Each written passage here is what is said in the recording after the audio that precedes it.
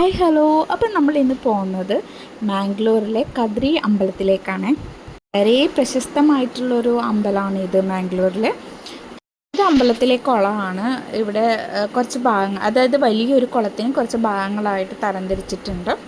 അപ്പോൾ ഇവിടെ എല്ലാവർക്കും വന്ന് കുളിക്കുകയും ഒക്കെ ചെയ്യാം.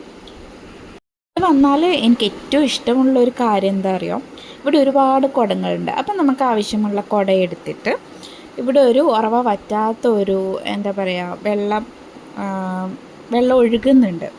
അപ്പോൾ അവിടുന്ന് നമ്മൾ ഈ കുടത്തിലേക്ക് വെള്ളം നിറച്ചിട്ട് മുകളിൽ പോയി നമ്മുടെ കൈകൊണ്ട് തന്നെ ശിവലിംഗത്തിൽ ഒഴിക്കാം എന്നുള്ളതാണ്.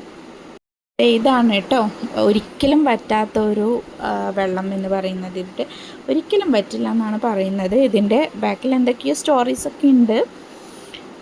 അപ്പോൾ ഇതിൽ നിന്ന് വെള്ളം എടുത്തിട്ട് അതിന് മുകളിൽ പോകണം. അവിടെ വീഡിയോഗ്രാഫി അലൗഡ് അല്ല, അതുകൊണ്ടാണ് വീഡിയോ ഒന്നും എടുക്കാത്തത്. വളരെ വലിയ അമ്പലമാണ് കേട്ടോ. ഇനി ഈ അമ്പലത്തിൻ്റെ വീണ്ടും ഒരു മുകളിലേക്കൂടെ ഒരു അമ്പലമുണ്ട്, ഭൈരവൻ്റെ അമ്പലം. അപ്പം അതിലേക്ക് ഒരുപാട് പടികൾ കയറി പോവാനുണ്ട്. കാവ് പോലെയാണ് കേട്ടോ. അവിടെ എന്താ പറയുക, ശബ്ദമൊന്നുമില്ല, ആകെ കിളികളുടെ ശബ്ദവും അങ്ങനെയുള്ളൊരു ശരിക്കും നമ്മുടെ നാട്ടിലൊക്കെ എത്തിയ പോലെ, നമ്മുടെ നാട്ടിൽ കാവുകളിലൊക്കെ എത്തിയ ഒരു ഫീലാണ് ഇവിടെ. നല്ല തണുപ്പാണ്.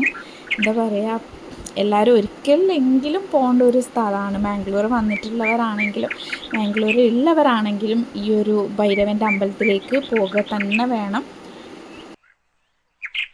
ഒരു അമ്പലത്തിൽ കൂടുതലായിട്ടും സന്യാസിമാർ വന്ന് നിൽക്കുന്നത് കാണാൻ പറ്റിയിട്ടുണ്ട്.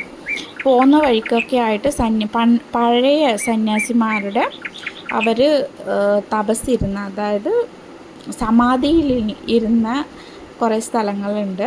അപ്പോൾ ഇവിടെ അധികവും സന്യാസിമാർ മെഡിറ്റേഷനൊക്കെ ചെയ്യുന്നത് കാണാൻ പറ്റും. സന്യാസിമാർക്ക് മാത്രമല്ല, നമ്മളെപ്പോലെയുള്ള ആളുകൾക്കും ഇവിടെ വന്ന് മെഡിറ്റേഷനൊക്കെ ചെയ്യാവുന്നതാണ്.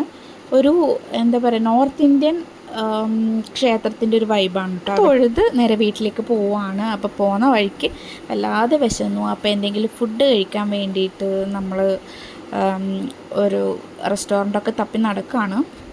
അങ്ങനെ പൈ ടിഫിൻ എന്ന് പറഞ്ഞിട്ടുള്ള ഒരു ചാറ്റൊക്കെ കഴിക്കുന്ന ഒരു സ്ഥലത്തെത്തിയിട്ടോ. അപ്പോൾ അവിടെ നിന്ന് നമ്മൾ കുറച്ച് ഫുഡൊക്കെ ഓർഡർ ചെയ്തിട്ടുണ്ട്. ഇത് ചില്ലി ചീസ് ടോസ്റ്റാണ്.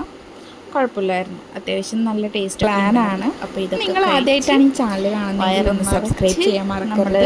പിന്നെ വീഡിയോ ഇഷ്ടപ്പെട്ടാൽ ലൈക്കും കമൻറ്റും ചെയ്യാനും മറക്കരുത്. അപ്പോൾ നെക്സ്റ്റ് വീഡിയോയിൽ കാണാം. ബൈ.